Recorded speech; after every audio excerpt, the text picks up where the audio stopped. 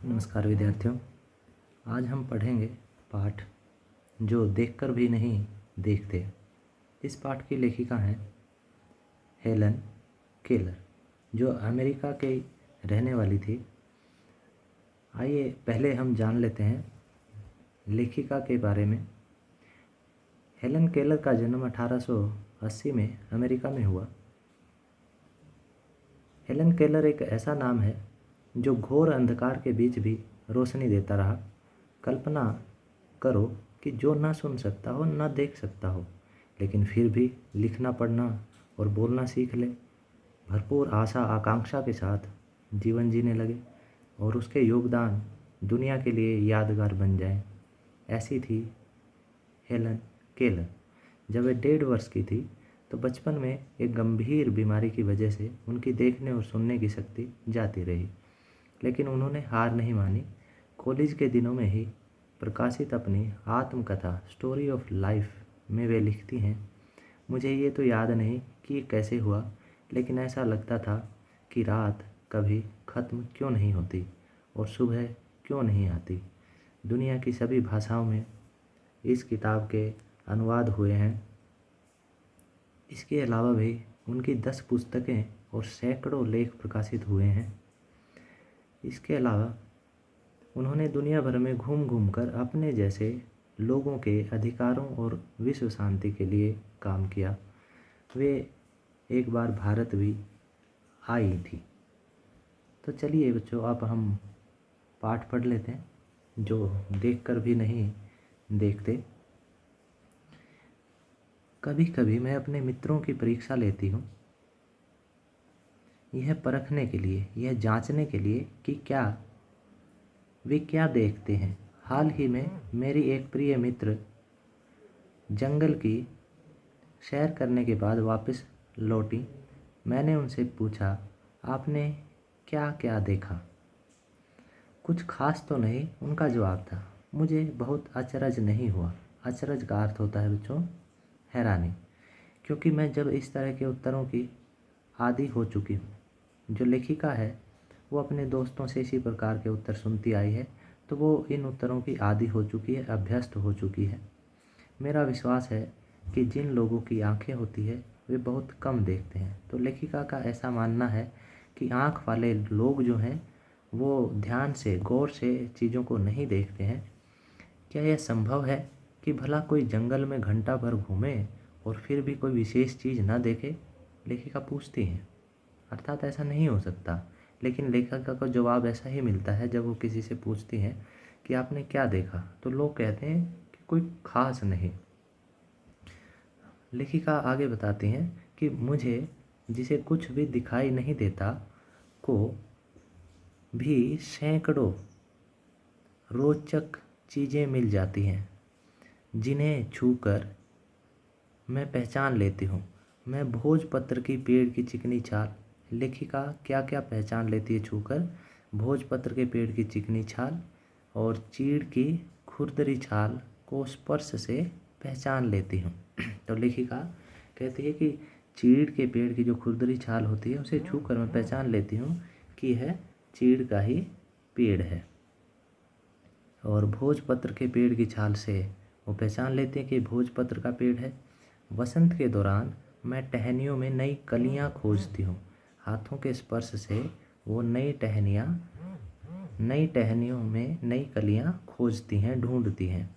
मुझे फूलों की पंखुड़ियों की मखमली सतह छूने और उनकी घुमावदार बनावट महसूस करने में अपार आनंद मिलता है। अपार आनंद मिलता है, बहुत खुशी मिलती है लेखिका को।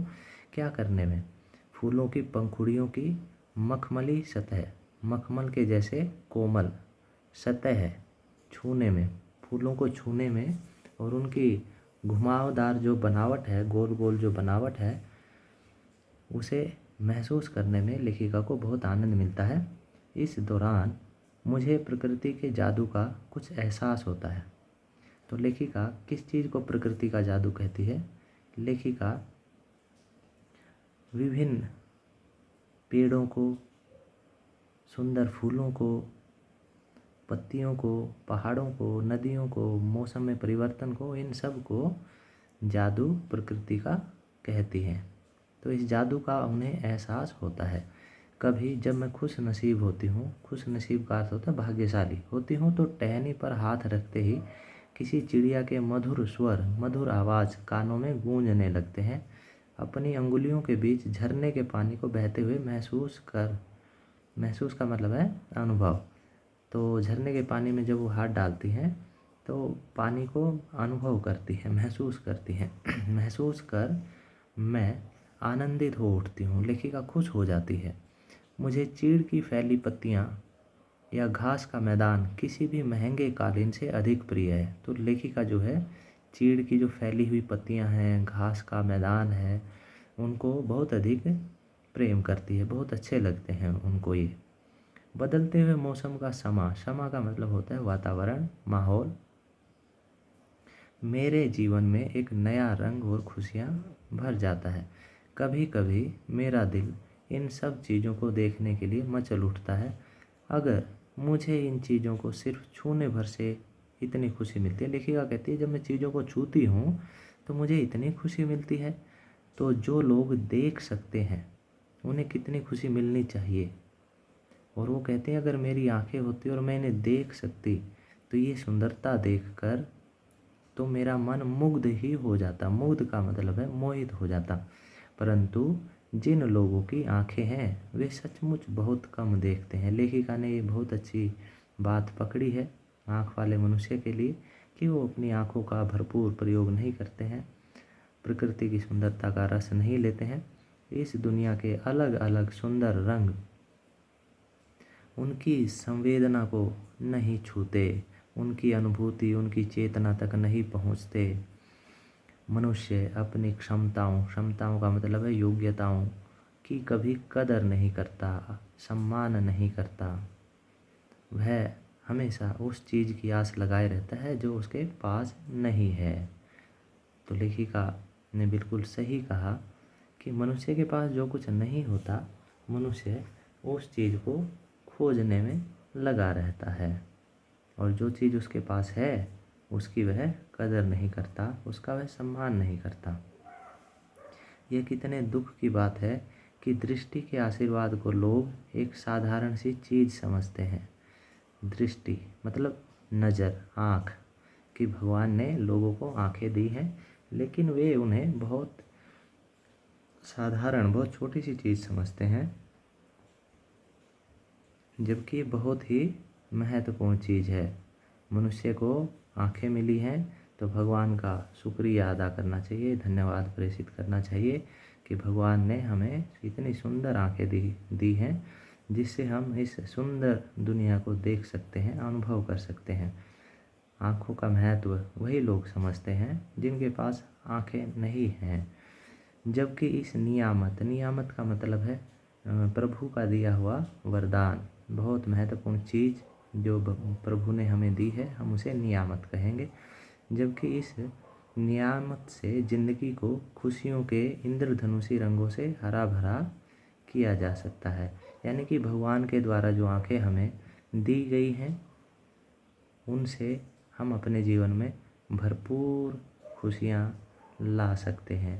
ये मनुष्य को समझना होगा।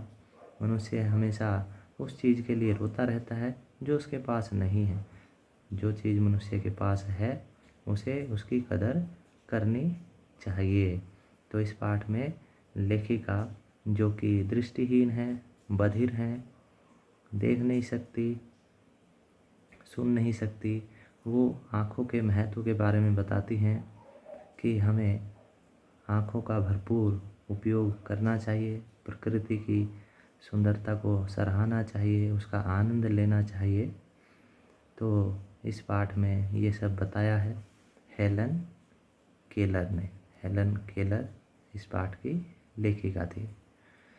तो आशा है बच्चों आपको पाठ समझ आया होगा। आप सभी का बहुत बहुत धन्यवाद।